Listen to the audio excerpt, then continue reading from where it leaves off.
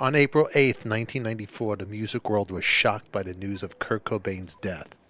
A moment as impactful as the losses of John Lennon and the musicians Buddy Holly, Ritchie Valens, and the Big Bopper in earlier decades. Kurt Cobain's body had been there for days. The coroner's report estimated he died on April 5th, 1994, at the age of He was 27. discovered by an electrician who was doing some work on the house. He had been killed by a blast to the head from a 12-gauge shotgun, and a suicide note found nearby, according to the electrician who found him, ended with the words, "I love you, I love you, I love you." Nirvana dramatically changed rock music, achieving both critical and commercial success. Their iconic album, Nevermind, has sold over 10.3 million copies in the United States, making Nirvana the standout band of the 1990s. Today, we have a special guest. In the hot seat, Mr. Danny Goldberg, Kurt Cobain's former manager. He'll share some personal stories. It all starts now. Wanted to be a manager from the time I met Peter Grant, and because he was such a powerful figure and he was so close to the band, it just seemed to me that was like the job for somebody that didn't have any musical ability but who loved music. But it took me a while to get people to think of me as a manager because my reputation was as a publicist.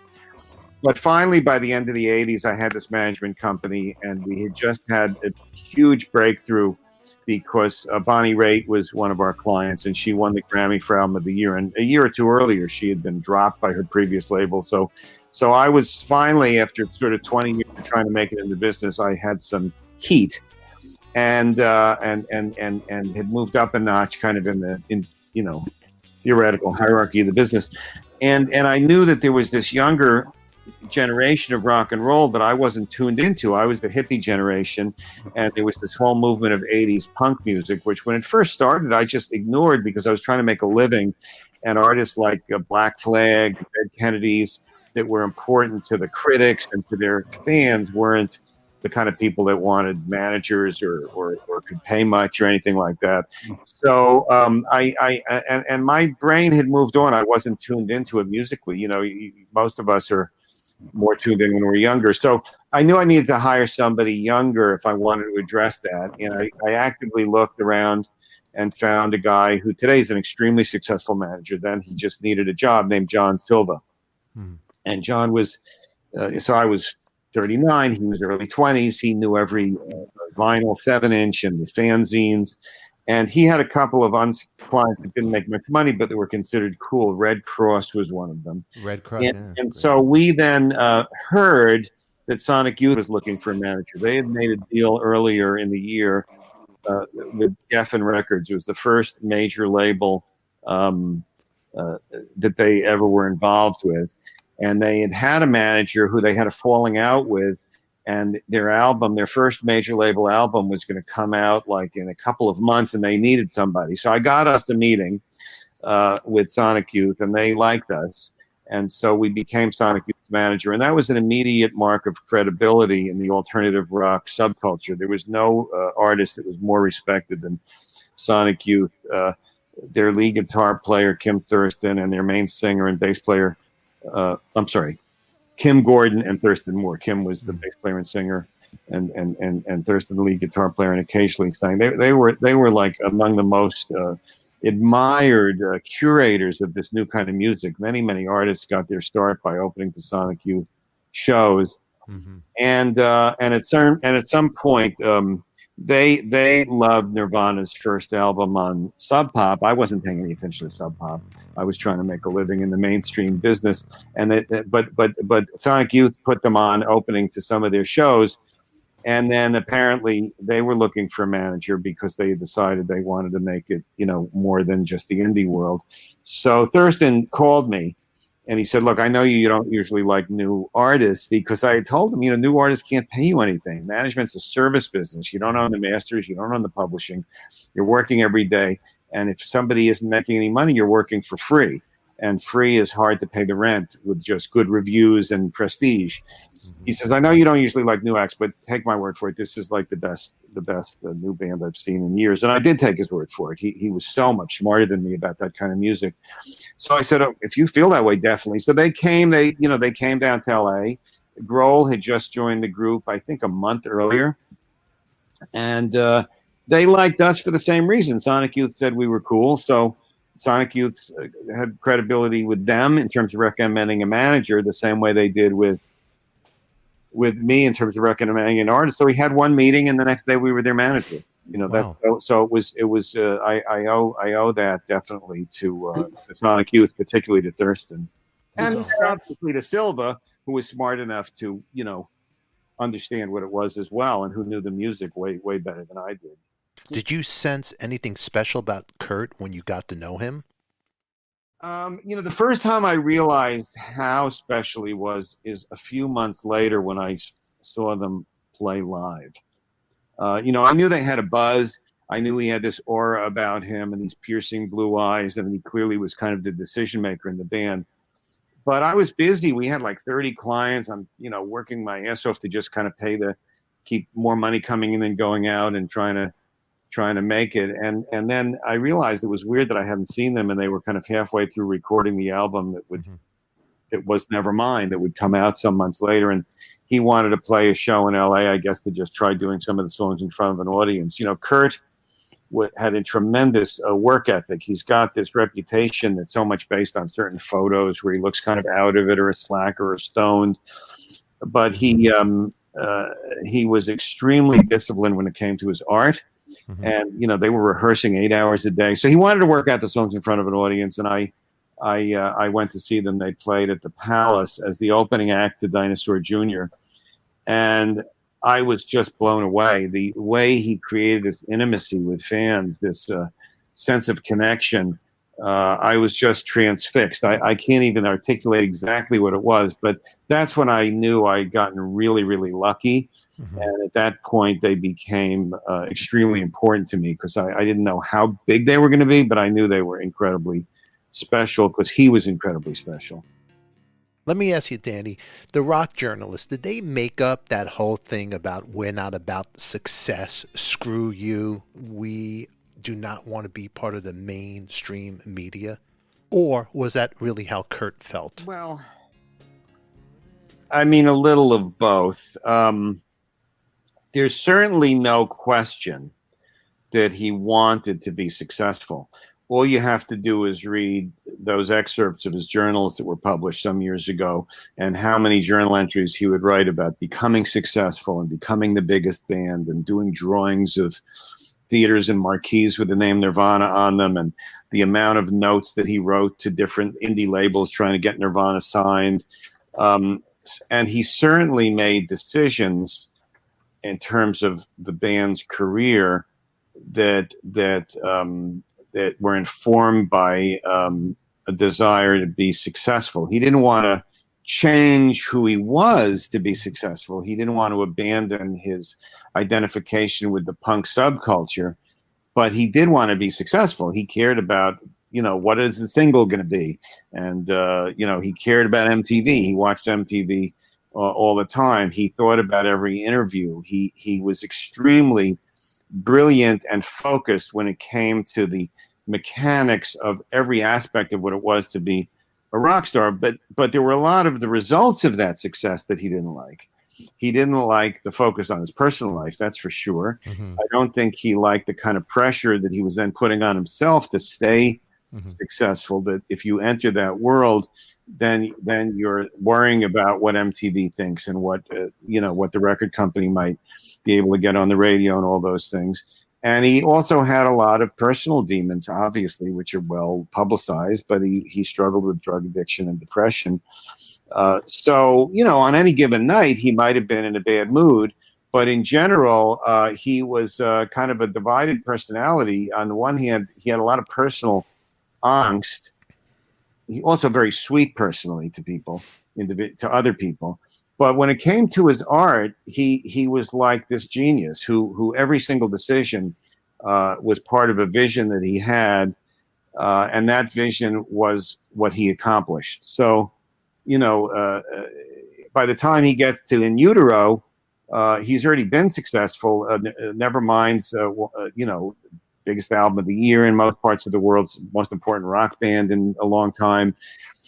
in the eyes of critics. That would have been a time if he wanted to sabotage it, he could have, but instead he thought through a tremendous amount of sophistication what he wanted to do on In Utero. He wanted Steve Albini to create kind of the punk sound and atmosphere, that he loved in the Pixies and PJ Harvey. But he also had Scott Litt remix the singles, and he wrote choruses. And when he gave me the cassette of the rough mixes, he said, Heart Shaped Box is the first single. I've been locked inside your heart-shaped box.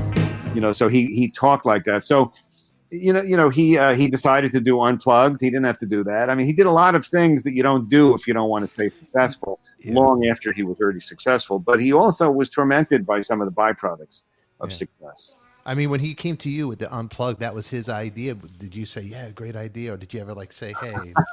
I don't think I ever said anything except great idea to Kurt. I mean, really? He's that type, right? Just managers are not really generally in the habit of, contradicting creative ideas by geniuses. There might be some things that he would think of doing that I disagreed with. I wrote this book that I described.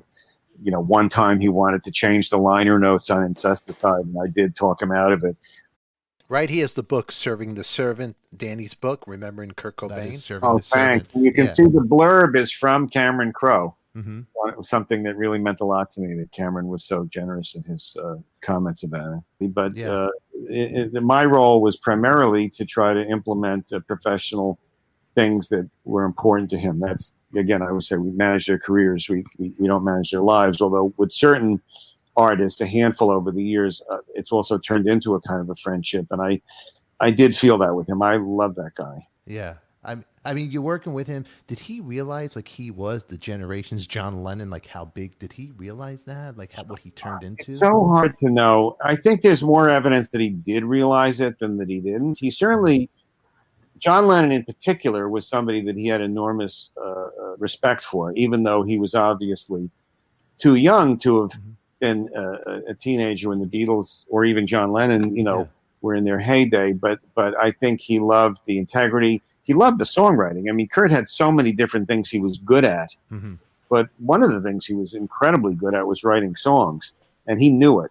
And, his sense of melody and choruses and, the intelligence of the lyrics, but they're just impressionistic, so you can kind of read into it what you want, but you kind of know what he means. He's really one of the great ones, and he knew that, and he saw himself that way. But that's a lonely place to be, because then you're in a world where very few other people reside. But he knew that's who he was as an artist. I think he knew it. I think he had that notion of himself at a pretty early age. I think Chris Novoselic recognized it when they were both really young, and that's part of the deep connection that they had.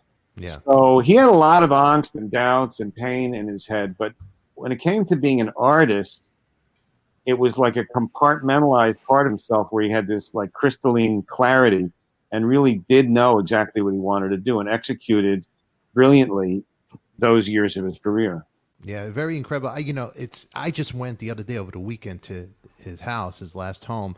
So I'm over there and I was by the bench and there was a guy. It was almost like being by the Dakota. So there's fans out there, people writing. Oh yeah, yeah. Well, I wish he could have lived there longer, but there's no question that what he meant to his fans was to people of a certain age and who were into rock and roll at that time. He was to X millions of them, he was the greatest. I mean, for me, the artist I always feel that way about is Bob Dylan. Here we are. It's the anniversary of Kurt Cobain's passing. There's so many conspiracy theories about his death, who murdered him, or how he passed away. What is your thoughts about his passing? I write. There's about 5-10 pages in the book that tells my more detailed opinions about that situation. I learned early on, because this conspiracy theory, this I don't know if he's still a private detective or not, developed this theory, within months after Kurt's death. So I've been hearing that theory for quite a long time. And I learned that the less I say about it, the better, because it's just going to end up showing up on another YouTube channel. But I would say this. First of all, I absolutely don't believe it. I write clearly what my thoughts and beliefs are about the subject. Secondly, that theory requires you to believe that the Seattle Police Department would have a motivation to cover something up. No one's ever explained why they would want to do that. The idea that Courtney, at any time in her life, least of all in those days, was going to be able to execute such a plan is so absurd. Putting aside that, as a human being, I don't believe she would ever do anything like that. It's just to me ridiculous. But people fixate on these things. They get attached to artists. They look for. I don't know what to say. It's certainly not the first or the last conspiracy theory. Not that I don't believe there aren't sometimes conspiracies. I don't think this is in the same category as JFK. JFK was the president of the United States, had enormous powers, and had enemies that benefited from his death. Nobody benefited from Kurt's death. Now, Danny, how about with you? Do you have any regrets or anything that you wish you would have said or you could have done to maybe help Kurt? Both things occur to me. I don't think you can, again, and this is not unique to working with a famous rock star. This is anybody that's ever known anyone who killed themselves. And there's, I think, 60,000 Americans do it every year, and most of them have a lot of people that love them that are heartbroken when they do it. You always wonder, whoa, what if I uttered this sentence instead of that sentence? What if I make that phone call instead of not making that phone call? I don't know how you can not think that. I certainly am capable of going there. And at the same time, I think that ultimately there are some people that just can't be saved. I have many people close to me that are very close to me. They're in the 12-step program, and they would say it saved their lives, but it's not for everybody. Kurt never liked 12-step. If that doesn't work, some people do it by meditation. Some just outgrow it, but many don't. And, I don't know what, once somebody's an adult and has agency, all you can do is give them your advice and love and, try to connect them with people that you think can help them and those kind of things. But if there was a way of saving people from killing themselves, I would imagine that psychiatrists or priests or rabbis or yogis would have revealed what they are instead of having it be this constant human tragedy that happens year after year. If you or someone you know needs help, someone who cares always can be reached at the National Suicide Prevention Line. You can call or text at 988. Always remember, who loves you, baby? We do. Make sure you subscribe, hit the bell to be notified, and please put your comments down below. Thanks for watching.